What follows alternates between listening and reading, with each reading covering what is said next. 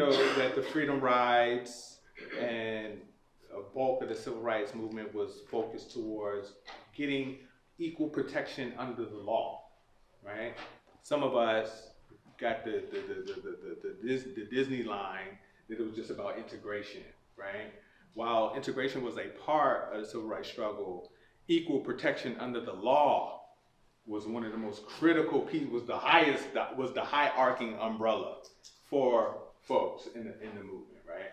So when you study, you hear about the boycotts for the Montgomery bus boycotts. You hear about the Freedom Riders, folks coming down into the South to help register voters and organize Black folks to acquire the right to vote, because Black people were being denied equal protection of the law and political representation, right?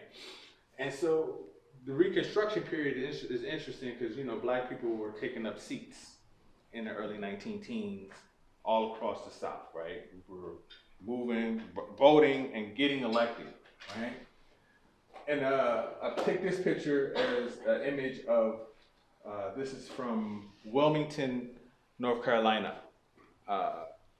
Google the Wilmington race riots, right?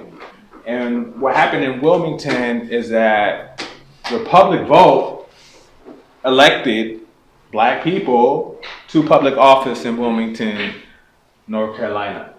And the white people of Wilmington were not having it. And a race riot ensued where they killed the folks that had gotten elected and burned down Black parts of town, right? So this idea of systemic racism is intertwined with, these acts of racial terrorism, the idea of laws being on the books, and then as Black people and brown people figure out mechanisms to still acquire some form of justice within the existing structures, the system bucks back and says, nah, there's still a hierarchy we want to inscribe.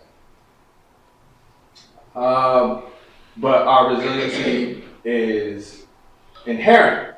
The rise of Black Wall Street energy is critical for us to remember. Talk about Black self-determination in the face of segregation